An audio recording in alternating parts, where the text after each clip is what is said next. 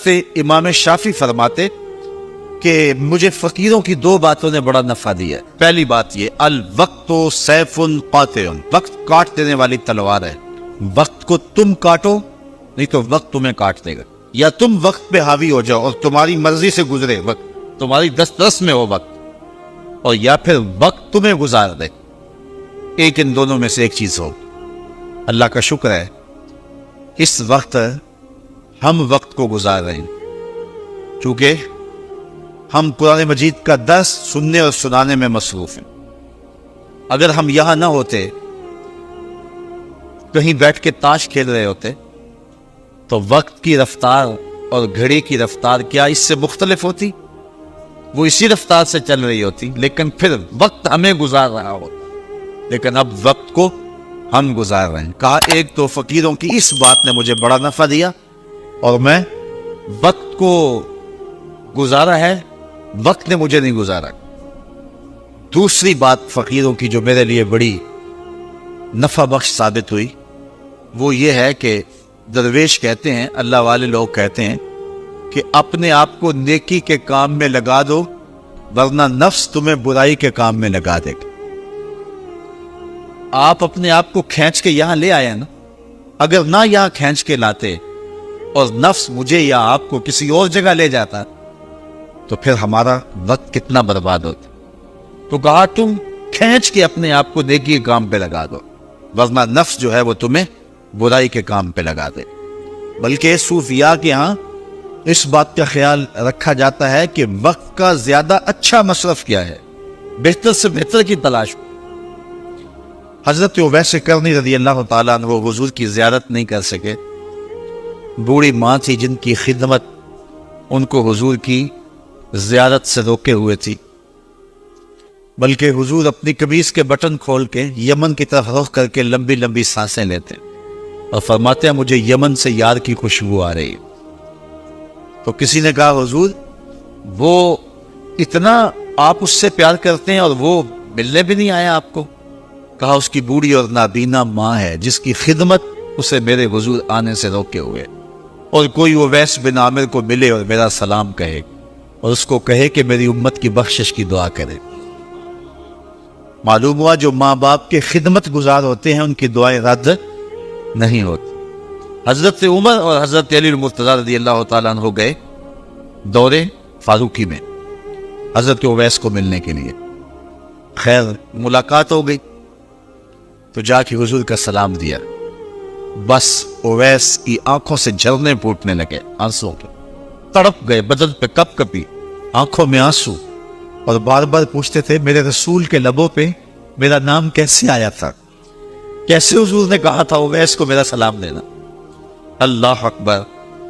کچھ دیر گفتگو ہوئی تو حضرت اویس کرنی نے ہاتھ آگے بڑھاتے ہوئے کہا اچھا پھر آپ نے بھی آخرت کی تیاری کرنی ہوگی، میں نے بھی آخرت کی تیاری کرنی ہے، حشر کے دن ملاقات ہوگی۔ تو دیکھیے کہ یہ لوگ وقت کے کتنے قدردان ہیں اور وقت کی اہمیت کو کتنا سمجھتے ہیں۔ جس قدر وقت کو فقیر لوگوں نے مینج کیا ہے دنیا کا کوئی شخص نہیں کر سکتا۔ یار 90 لاکھ لوگوں سے تو ہم ساری زندگی میں ملتے نہیں ہیں، اور غریب نواز نے 90 لاکھ کو کلمہ پڑھا دیا، تو کیسے وقت کو استعمال کیا؟ امام بخاری کو دیکھیں، امام غزالی کو دیکھیں، امام رازی کو دیکھیں، حضرت امام احمد بن حنبل کو دیکھیں، ان لوگوں کا کام دیکھیں، امام احمد رضا کو دیکھیں۔ 1600 کتابیں لکھ دینا کوئی تماشا لب بام تھوڑا ہے؟ تو کیسے انہوں نے وقت کو گزارا اور وقت کی اہمیت کو جانا، اور ہم ہیں کہ اپنا وقت ضائع کر رہے ہیں۔ چائے والے کھوکھے پہ بیٹھ کے تو وقت گزر گیا، اور حمام پہ بیٹھے تو وقت بیت گیا، گپ شپ شروع ہوئی تو بس اس پہ وقت لگ گیا۔ والذین هم عن اللغو معرضون، وہ لغویات سے اعراض کرتے ہیں۔ آگے سورہ فرقان ہے اسی 18ویں پارے میں، وہاں فرمایا کہ جب وہ لغو سے گزرنے کی نوبت آ جائے تو عزت سے گزر جاتے، وہ باندر کا تماشا دیکھنے رک نہیں جاتے۔ ان کے مقاصد جلیل ہیں، ان کی زندگی کے بڑے مقاصد ہیں، وہ اپنی زندگی کو ان مقاصد کے حصول کے لیے لگا کے بیٹھے ہوئے ہیں، تو اب وہ اپنے وقت کو ضائع نہیں کرتے۔ تو کہا محبوب مجھے قسم تیرے زمانے کی، انسان خسارے میں، اب انسان تو خسارہ ماننے کو تیار نہیں ہے. وہ کہتا میں تو خسارے میں نہیں ہوں, میں تو ہواؤں کے دوش پہ اڑتا ہوں, میں تو کائنات کو نقشچیر بنایا ہوا ہے, زمانہ میرا باج گزار ہے, ستاروں پہ کمندے میں ڈال چکا ہوں, میں اپنی زندگی کو آسائشوں سے بھر لیا ہوا ہے. کہاں وہ گھاس پھوس کے جھونپڑے اور کہاں عالی نصف کوٹھیاں, کہاں کھانے کے لیے نان شبینہ بھی میسر نہیں تھا, اور کہاں اتنے کھانے کہ انتخاب مشکل ہو جاتا ہے, کہاں پیوند لگے ہوئے کپڑے اور کہاں اتنے لباس ہیں کہ بدلنے کی باری نہیں آتی ہے. تو میں تو خسارے میں نہیں ہوں, میں تو ہواؤں کے دوش پہ اڑتا ہوں, میں تو سمندر کی تہوں میں اتر جاتا ہوں, میں تو پوری دنیا کو گلوبل ولیج بنا لیا ہوا ہے, میں تو کائنات کا سارا حسن کشید کر لیا ہے, میں تو خسارے میں نہیں ہوں. اللہ کہتا ہے محبوب مجھے قسم تیرے زمانے کی یہ خسارے میں ہے. یہ خسارہ ماننے کو تیار نہیں, اور اللہ کہتا ہے محبوب مجھے تیرے زمانے کی قسم یہ خسارے میں. تو امام راضی فرماتے ہیں, آپ فرماتے ہیں جو خسارہ ہے یہ انسانیت کا ہے. اگر یہ ہواؤں کے دوش پہ اڑتا ہے تو یہ انسان کا کمال نہیں ہے, یہ تو چڑیا بھی اڑتی ہے, یہ تو مکھی بھی اڑتی ہے. اگر یہ پانی میں تیرتا ہے تو یہ تو مچھلی بھی تیرتی ہے. اگر اس نے آسائشیں اور سہولتیں اپنے لیے تلاش کر لی ہیں تو وہ تو دوسری مخلوقات کو بھی حاصل ہیں. تو انسان کا خسارہ ہے, انسان کا. یہ جو عروج جس کی یہ کہانی سنا رہا ہے یہ حیوانیت کا عروج ہے, اس کی انسانیت کہاں گئی؟ ہواؤں کے دوش پہ تو اڑتا ہے لیکن من کی دنیا سے تو ناآشنا ہے. یہ ستاروں پہ کمندے تو ڈال رہا ہے, ہمسائے کی تو خبر نہیں اسے کو. یہ دنیا کے اوپر بڑا باخبر شخص ہے لیکن اسے جو ہے وہ اپنے من کی خبر بھی نہیں ہے. ہمارا نرم رو قاصد پیام زندگی لایا, خبر دیتی تھی جن کو بجلیاں وہ بے خبر نکلے. یہ تو من سے ناآشنا ہے. کہاں گئی اس کی انسانیت؟ یہ ہواؤں میں اڑتا ہے, اگر چاند کی چھاتی پہ قدم رکھ چکا ہے وہاں سے خاک لا کے دکھاتا پھرتا ہے کہ یہ میں نے جو چاند سے خاک جو ہے وہ اکٹھی کی تھی اور یہ دیکھو میں تمہارے سامنے رکھ رہا ہوں. تو زمین پہ پہلے تھوڑا بوجھ تھا کہ اور خاک لے آیا. انسانیت کو اس کا کیا فائدہ ہوا؟ یہ انسانیت کا عروج نہیں ہے. انسان تو خسارے میں ہے, انسانیت تو ڈوب رہی ہے. گھر کی آگ بجھی تو کچھ سامان بچا تھا جلنے سے, سو وہ بھی ان کے ہاتھ لگا جو آگ بجھانے آئے تھے. اس کی انسانیت کہاں گئی؟ یہ بھائی ہو کے بھائی کا گلا نہیں کاٹا, کہاں گئی اس کی انسانیت؟ کہا محبوب مجھے قسم ہے تیرے زمانے کی یہ خسارے میں ہے. اور قسم محبوب کے زمانے کی اس لیے فرمائی کہ محبوب کے زمانے میں انسان عروج پہ تھا, انسان نقطہ کمال پہ تھا. اس دور کا انسان دیکھنا ہو تو ابو بکر و عمر کو دیکھو. تو کہا ابو مجھے قسم تیرے زمانے کی یہ انسان خسارے میں. اگرچہ یہ ہواؤں کے دوش پہ اڑتا ہے لیکن اس کی انسانیت لٹ چکی ہے. اور اگر اس نے انسان دیکھنا ہے تو محبوب آئے تیرے دور میں. یہ تو بھائی بھائی کا گلا کاٹ رہا ہے, خون سفید ہو گیا. ایکسیڈنٹ میں جو بچ جاتے ہیں وہ مرنے والوں کی گھڑیاں اتارتے ہیں. اس کی تو حالت انسانی جو ہے وہ برباد ہو چکی ہے. لیکن حسن دیکھنا ہے انسانیت کا تو آئے تیرے دور میں. جب ایک شخص زخموں سے چور تڑپ رہا ہے اور کہتا ہے آج ہائے مجھے پیاس لگی ہے, ایک بندہ کہیں سے پانی کا پیالہ لیے اس کی پیاس بجھانے کے لیے آگے بڑھتا ہے اور اس کو پانی دیتا ہے اور وہ بھی ہونٹوں تک لے آتا ہے کہ دوسری طرف سے آواز آتی ہے آج. تو یہ پیالہ اسی وقت پیچھے کر دیتا ہے اور کہتا ہے میرے بھائی کو شاید زیادہ پیاس لگی ہے, پہلے اسے دے دو مجھے بعد میں دینا. اور یہ جب اس کے پاس جاتا ہے اور وہ پانی پینے لگتا ہے تو تیسری جگہ سے آواز آتی ہے. یہ اسے پانی دیتا ہے تو چوتھی جگہ سے آواز آتی ہے, حتیٰ کہ 7 اشخاص کے پاس پانی لے کے جاتا ہے اور ہر ایک آگے ترجیح دیتا ہے. اور جب وہ 7ویں شخص کے پاس پہنچتا ہے تو پہلے کے کرانے کی آواز بڑھ جاتی ہے. یہ کہتا ہے پیچھے بھاگ, پہلے اسے پانی دے. اور جب یہ پلٹ کے آتا ہے تو اس کی روح پرواز کر جاتی ہے. پھر دوسرے کے پاس جاتا ہے تو اس کی روح پرواز کر جاتی ہے. پانی کا ایک پیالہ اور 7 آدمی زندگی اور موت کی کشمکش میں نزا کا عالم اور ایک دوسرے کو ترجیح دے رہے ہیں. کہا یہ تھا حسن انسانیت کا. محبوب جو تیرے زمانے میں تھا مجھے قسم تیرے زمانے کی یہ انسان خسارے میں ہے. اگر خسارے سے بچنا ہے تو دامن محمد کا تھامنا ہو. الا الذین آمنوا کا بیان اس پہ گواہی دے رہا ہے. تو یہ انسان کا خسارہ ہے, انسانیت کا خسارہ ہے. شیخ زادہ نے بیضاوی کے حاشیے میں ایک اور خسارے کا پہلو بیان کیا حضرت علی المرتضیٰ رضی اللہ تعالی عنہ سے۔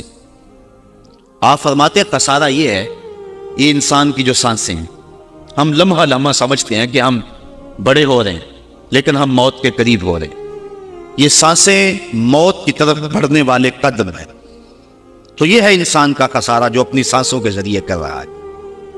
امام راضی لکھتے ہیں کہ ایک شخص پھٹے پہ رکھ کے برف بیچ رہا تھا، اور ایک بزرگ کہتے ہیں کہ مجھے ان الانسان لفی خسر کا ترجمہ سمجھ میں نہیں آتا۔ جب اللہ کرم نوازی فرمانے لگے تو پھر ہدایت کے سامان اس کے لیے بنتے چلے جاتے ہیں، اور جب کسی کی بہتری کا اللہ ارادہ نہ کرے تو اسے قرآن سے بھی ہدایت نہیں ملتی ہے۔ تو وہ کہتے ہیں میں گیا بازار میں، سمرقند کا بازار تھا، وہاں ایک آدمی پھٹے پہ رکھ کے برف بیچ رہا تھا، اور آواز کیا لگا رہا تھا، توجہ چاہوں گا، کہہ رہا تھا ارحموا من یذوب راس مالہ، اور میرے پہ رحم کرو، مجھ سے برف لے لو، اگر تم نے برف خریدنے میں دیر کر دی تو میں کمائی کیا کرنی ہے، جو میں نے پیسے لگائے ہیں وہ بھی میرے لٹ جائیں گے، میرا راس المال بھی برباد ہو جائے گا، کیونکہ برف ایسا سودا ہے کہ اگر گاہک وقت پہ نہ پہنچے تو نقصان ہو جاتا ہے۔ کوئی اور چیز ہے آج نہیں بکی تو کل بیچ لیں گے، کل نہیں تو پرسوں بیچ لیں گے، لیکن برف کا اگر گاہک وقت پہ نہ آیا تو کمائی کیا کرنی ہے، راس المال بھی لٹ جائے گا۔ تو وہ جانے والوں کو کہہ رہا تھا ارحموا من یذوب راس مالہ، اور میرے پہ رحم کرو، مجھ سے برف لے لو، اگر تم نے دیر کر دی تو میرا اثاثہ بھی لٹ جائے گا، میرا راس المال بھی برباد ہو جائے گا۔ تو وہ بزرگ فرماتے ہیں جب اس نے یہ بات کہی تو مجھے ان الانسان لفی خسر کا ترجمہ سمجھ میں آ گیا۔ میں نے کہا کہ ہم بھی اپنے سانسوں کی برف کو پگھلا رہے ہیں، اور قطرہ قطرہ جس طرح برف پگھلتی ہے، سانس سانس کر کے زندگی پگھل رہی ہے۔ اگر جلدی جلدی ان سانسوں کے بدلے میں نیکیاں لے لیتے ہیں تو یہ زندگی بچ جائے گی، ورنہ یہ زندگی برف کی طرح پگھل رہی ہے۔ ان الانسان لفی خسر، انسان خسارے کا سودا کر رہا ہے، لمحہ لمحہ موت کے قریب ہو رہا ہے، یہ سمجھ رہا ہے میں بڑا ہو رہا ہوں لیکن یہ چھوٹا ہو رہا ہے۔ جب گنتی الٹی شروع ہو جائے تو کام جلدی زیرو پر آ جاتا ہے، کسی کی 60 سے، کسی کی 70 سے، کسی کی 100 سے گنتی الٹی شروع ہے، اور لمحہ لمحہ ہم موت کی طرف بڑھ رہے ہیں۔ یہ انسانیت کا خسارہ ہے۔ ایک مفسر ہوا تبا تبائی ہے، تو ویسے ڈاما ڈول، لیکن بات بڑی پتے کی لکھ گیا ہے۔ وہ کہتا ہے خسارے کا ایک اور پہلو بھی ہے، اور اس میں میں آپ کی تھوڑی سی توجہ بھی چاہوں گا۔ وہ کہتا ہے خسارہ یہ ہے کہ اللہ نے ایک شے کو ایک حسن دیا ہے تو دوسرے حسن سے اسے محروم رکھا ہے، تو وہ شے کہتی ہے کہ میں خسارے میں۔ اس کی مثال وہ کہتا ہے یہ پھول ہیں، ان میں خوشبو ہے لیکن روشنی نہیں ہے، اندھیرے میں آپ ان سے چراغاں نہیں کر سکتے، تو پھول کہیں گے ہم خسارے میں، ہمارے میں خوشبو تو ہے لیکن روشنی نہیں۔ چاند میں روشنی ہے لیکن اس میں خوشبو نہیں ہے، تو چاند کہتا ہے میں خسارے میں ہوں، کہ میرے میں روشنی تو بڑی ہے، میرے دم سے کائنات میں اجالے تو پھیل جاتے لیکن خوشبو نہیں ہے، میں خسارے میں ہوں۔ ایک بچہ کہتا ہے میرے میں بچپنے کی معصومیت تو ہے لیکن جوانی کا پاکپن نہیں ہے، لہذا میں خسارے میں۔ ایک جوان کہتا ہے میرے میں جوانی کا حسن تو ہے لیکن بڑھاپے کا تجربہ نہیں، لہذا میں خسارے میں۔ اور ایک بوڑھا کہتا ہے کہ میرے میں بڑھاپے کا تجربہ تو ہے لیکن اب بچپنے کی وہ معصومیت کہاں، وہ کاغذ کی کشتی، وہ بارش کا پانی۔ اور اقبال کہتا ہے، آپ کے شعر اقبال میں آیا ہوں، وہ کہتا ہے کہ جنبش زنجیر در سے لطف آتا تھا مجھے، وہ کنڈی بھی ہلتی تھی تو اس سے بھی لطف آ جاتا تھا، آج تو نغمے بھی نہیں نہ بہلاتے، لیکن اس بچپن میں کنڈی کے ہلنے سے بھی لطف آ جاتا تھا تو غم بھول جایا کرتے تھے۔ وہ کیا کسی نے کہا تھا کہ اپنے جل جانے کا بھی احساس نہیں تھا، جلتے ہوئے شعلوں کو چھیڑا کرتے تھے، اب تو ایک آنسو بھی رسوا کر جاتا ہے، بچپن میں جی بھر کے رویا کرتے تھے، اب تو وہ رونے کا حسن بھی نہیں نہ رہا۔ تو کہا کہ میرے پاس بڑھاپے کا تجربہ تو ہے لیکن بچپنے کی معصومیت نہیں ہے، لہذا میں خسارے میں ہوں۔ ایک شب زندہ دار کہتا ہے کہ میرے پاس سحری کے آنسو تو ہیں لیکن علم کا باقپن نہیں ہے، اور ایک عالم کہتا ہے کہ میرے پاس علم کے کمال تو ہیں لیکن تہجد کے سجدے نہیں ہیں، لہذا میں خسارے میں ہوں۔ بلبل کہتی ہے میرے لہجے میں تو حسن ہے لیکن میرے بازوؤں میں طاقت نہیں ہے، لہذا میں خسارے میں ہوں. شیر کہتا میرے بازو میں تو طاقت ہے لیکن میرے پر نہیں ہے کہ میں اڑ سکوں, لہذا میں خسارے میں ہوں. کوئل کہتی ہے میرے لہجے میں تو جادو ہے لیکن رنگ میرا کالا ہے, لہذا میں خسارے میں ہوں. مور کہتا ہے میرے پروں میں تو حسن ہے لیکن میرے پاؤں بدصورت ہیں, لہذا میں خسارے میں ہوں. تو وہ کہتا ہے کہ کائنات کی ہر شے کسی نہ کسی طرح خسارے میں ہے, لیکن پھر کہتا ہے اگر تمہیں شوق ہو کہ ایک ذات ایسی بھی دیکھے جس میں خسارہ نہ ہو تو آؤ مدینے کی گلی میں آ جاؤ. حسن کی ساری شوخیاں, جمال کے سارے کریمے اور حسن کا سارا باغپن اگر ایک ذات میں دیکھنے کا شوق آ جائے, حسن یوسف دم عیسیٰ ید بیسا داری ہما دارند آنچ بوبا تو تنہا داری. کائنات حسن جب پھیلی تو لا محدود تھی اور جب سمٹی تو تیرا نام بن کے رہ گیا. اگر یہ شوق ہو کہ کائنات کے سارے حسن ایک پیکر میں دیکھیں تو کہا اس کے لیے میں نے ایک محمد ہی بنا دیا ہے.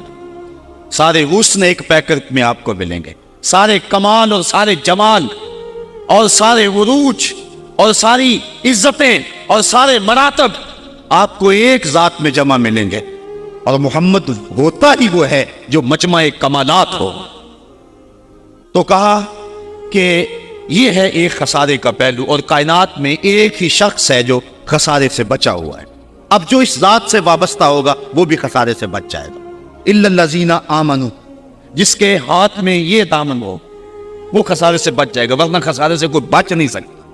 نہ دولت بچا سکتی ہے, نہ اقتدار کی بچھی ہوئی مسندیں خسارے سے بچا سکتی ہیں, نہ کوئی اور انسان کو دنیاوی کمال خسارے سے بچا سکتا ہے. اگر خسارے سے بچنا ہے تو ہاتھوں میں دامن مصطفیٰ لینا ہوگا.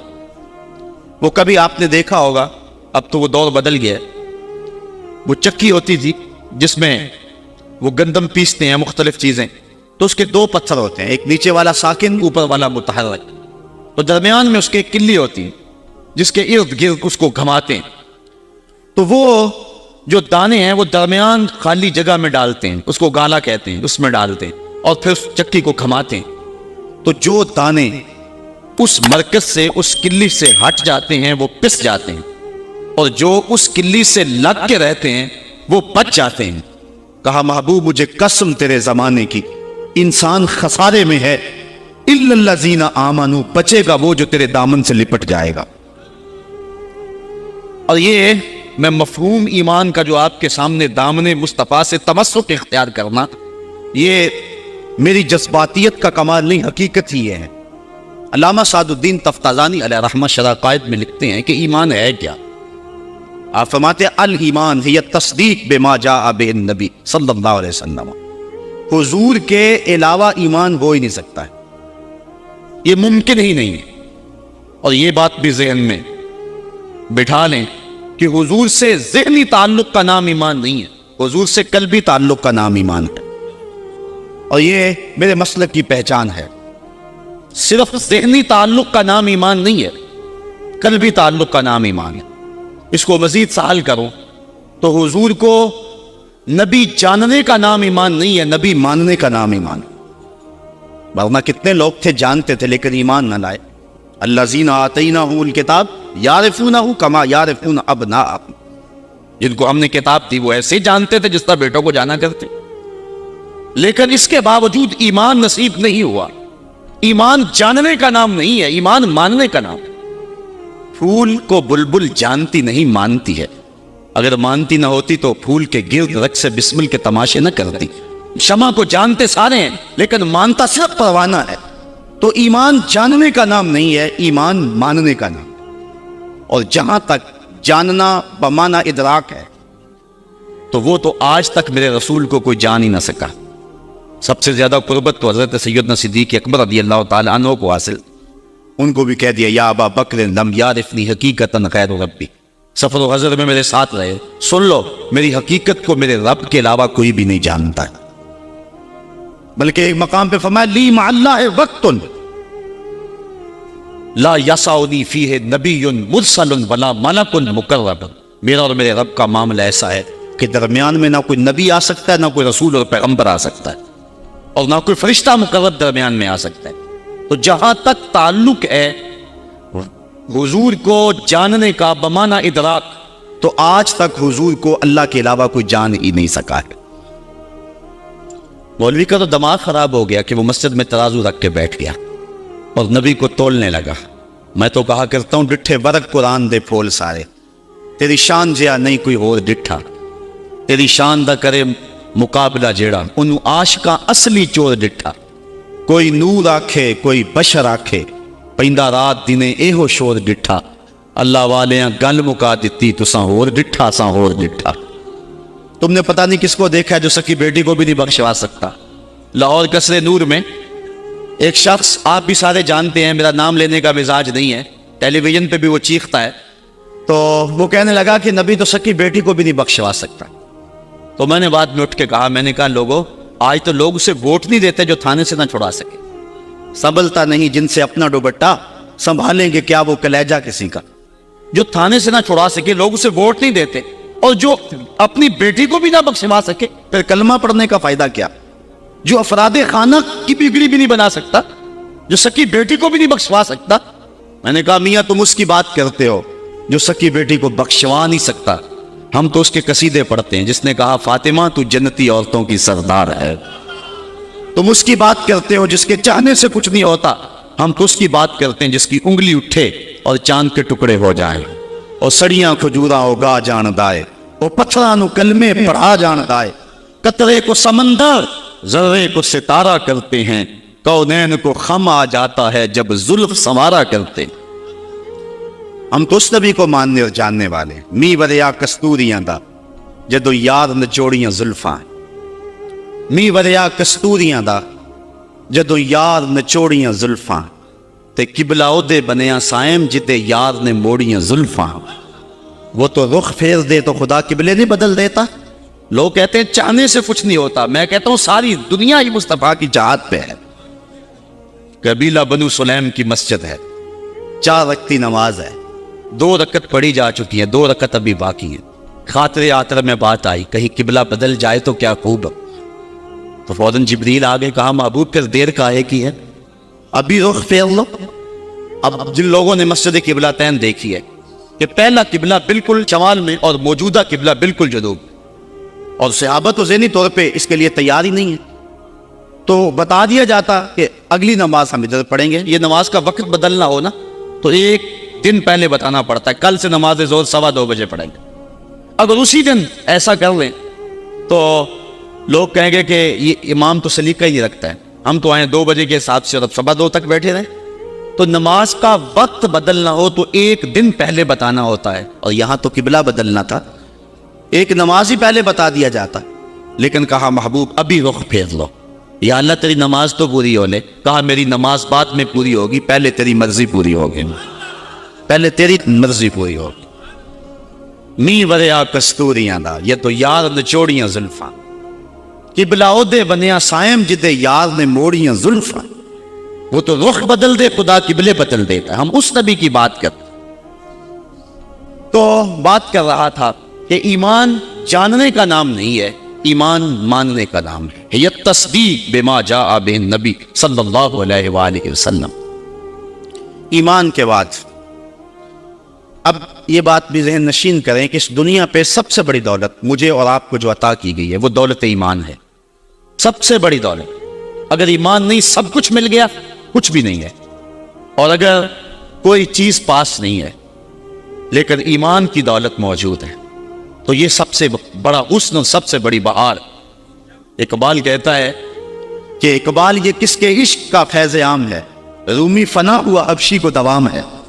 یہ وہ دولت تھی جس کے دم سے اجالے ہوئے دنیا پر سب سے بڑی دولت جو حضرت انسان کو دی گئی ہے وہ دولت ایمان ہے، اور قیامت کے دن سب سے بڑی دولت جو حضرت انسان کو دی جائے گی وہ دیدار الہی ہوگا۔ تو یہ سب سے بڑی دولت، اور یہ محض اللہ کی کرم نوازی سے نصیب ہوتی ہے۔ انسان کی زندگی کے اچھے اعمال بعض اوقات ایمان کے نصیب ہونے کا سبب بن جاتے ہیں، یہ کبھی کبھی ایسا ہوتا ہے، لیکن ہوتی محض توفیق خدا بنتی ہے۔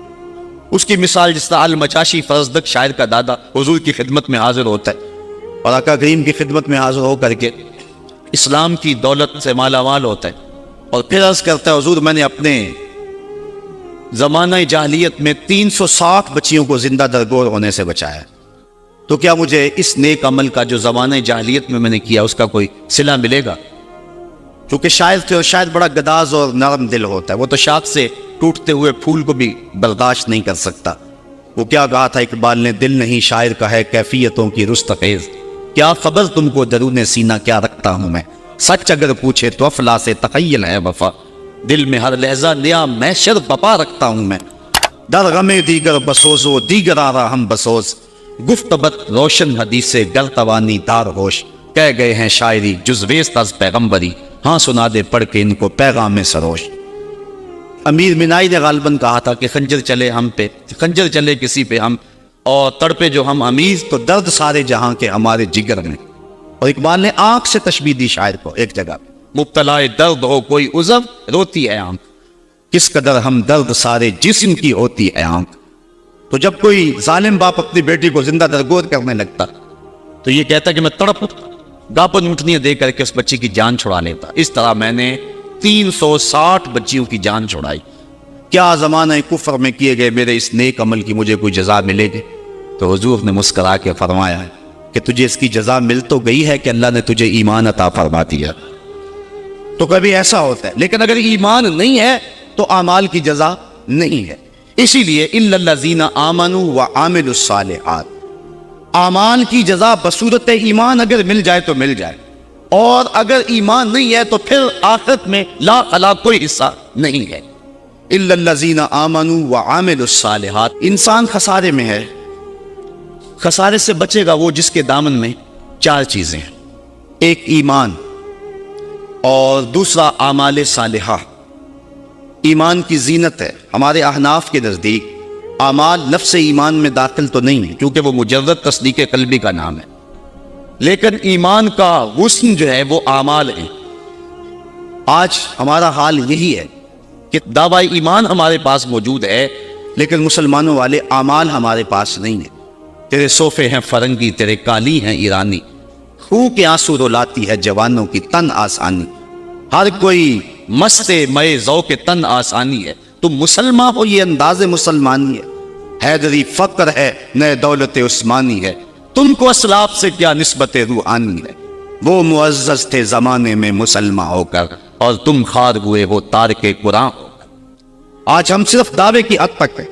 شکوے میں اقبال جب چیخ چیخ کے کہتا ہے کہ تیرے کعبے کو جبینوں سے بسایا ہم نے، نو انسانی کو غلامی سے چھڑایا ہم نے، صفائے دہر سے باطل کو مٹایا ہم نے، تیرے قرآن کو سینوں سے لگایا ہم نے، پھر بھی گلا ہے ہم سے کہ وفادار نہیں، ہم وفادار نہیں تو بھی تو دلدار نہیں۔ تو جب اس کا جواب آتا ہے تو سنیے، لہجہ تھوڑا سا بدلا کہ میرے کعبے کو جبینوں سے بسایا کس نے، نو انسانی کو غلامی سے چھڑایا کس نے، صفائے دہر سے باطل کو مٹایا کس نے، میرے قرآن کو سینوں سے لگایا کس نے، تھے تو آباب تمہارے ہی مگر تم کیا ہو، ہاتھ پہ ہاتھ درے منتظر فردا ہو۔ ذرا کبھی اپنے اندر جھانک کر کے دیکھا کہ ہم ہیں کہاں اور کس جگہ پہ کھڑے ہوئے ہیں۔ آج ہم مسلمان ہونے کی بات کرتے ہیں لیکن کبھی دیکھیں کہ ہمارے عمل کی پوزیشن اور حالت کیا ہے، آج ہم کس جگہ پہ کھڑے ہوئے ہیں۔ لالو لکشمن پرشاد نے ایک کتاب لکھی عرب کا چاند، اور یہ ایک ہندو رائٹر ہے، اور اس میں اس نے حضور کی سیرت اتنے خوبصورت اور دل فریب پیرائے میں بیان کی کہ گویا سطروں کے اندر چراغ ہی رکھ دیے ہیں۔ تو کسی نے سوامی لکشمن پرشاد سے پوچھا کہ تو نے مسلمانوں کے نبی پر اتنی خوبصورت سیرت کی کتاب لکھی ہے، تو حضور کا غلام کیوں نہیں بن جاتا؟ تو جو اس نے جواب دیا، اگر ہم اس پہ تھوڑا سا تفکر کریں تو وہ ہماری آنکھیں کھول دینے کے لیے کافی ہے، لیکن اگر ہم اس پہ غور نہ کریں تو وہ ایک گاڑی ہمارے روڈ پہ چلتی ہے، اس کے پیچھے لکھا ہوا عقل نہ ہو تو موجہ ہی موجہ۔ بات یہ ہے، بات سوچنے والوں کے لیے ہوتی ہے۔ تو سوامی نے جواب دیا تھا کہ جب میں نے حضور کی سیرت لکھنے کے لیے امہات کتب سیر کو پڑھا تو یہ جذبہ میرے سینے میں بھی گڑائیاں لینے لگا کہ میں اس نبی کا غلام کیوں نہیں بن جاتا، لیکن جب میں مسلمانوں کے کردار کو دیکھتا ہوں تو میں کہتا ہوں میں ہندو ہی ٹھیک ہوں۔ ہمارا کردار لوگوں کے ایمان کے راستے میں رکاوٹ بنا ہوا، اور ایک زمانہ تھا کہ ہماری میتیں بھی ایمان دیا کرتی تھی۔ امام محمد کا جب جنازہ اٹھا تو پورا بصرہ امڑ آیا، یہودی عیسائی کہنے لگے مسلمانوں کا امام جا رہا ہے اور اس کا آخری دیدار ہے، چلو تم بھی آخری دیدار میں شامل ہو جاؤ، جنازے میں شامل ہو جاؤ۔ لوگ ذوق و شوق کی فراوانی میں آگے بڑھ بڑھ کے جنازے کی چارپائی کو کندھا دے رہے تھے۔ تو اگر کسی عیسائی اور کسی یہودی کا جی چاہا کہ میں بھی مسلمانوں کے امام کے جنازے کی چارپائی کو کندھا دوں، تو ہمیں تاریخ بتاتی ہے پھر جس کا کندھا امام محمد کے جنازے کی چارپائی کو چھوا اس کے لبوں پہ کلمہ جاری ہو گیا۔ ہمارے بزرگوں کی تو لاشیں بھی کلمہ دیا کرتی تھی، اور آج ہماری زندہ لاشیں لوگوں کے ایمان کے راستے کے اندر رکاوٹ بنی ہوئی۔ ہم کبھی غور کریں، رو رہی ہے آج ایک ٹوٹی ہوئی مینا اسے، کل تلک گردش میں جس ساکی کے پیمانے رہے، خیر تو ساکی سہی لیکن پلائے گا کسے، اب نہ میں کش رہے باقی نہ میں آنے رہے۔ رو رہے ہیں آج وہ دشت جنوب پرور جہاں رقص میں لیلا رہی، لیلا کے دیوانے رہے، وائے ناکامی متائے کارواں جاتا رہا، کارواں کے دل سے احساس زیاں جاتا رہا۔ جن انگاروں پہ اس وقت میں اور امت مسلمہ اور آپ کھڑے ہیں، کون اس سے بے خبر نہیں ہے؟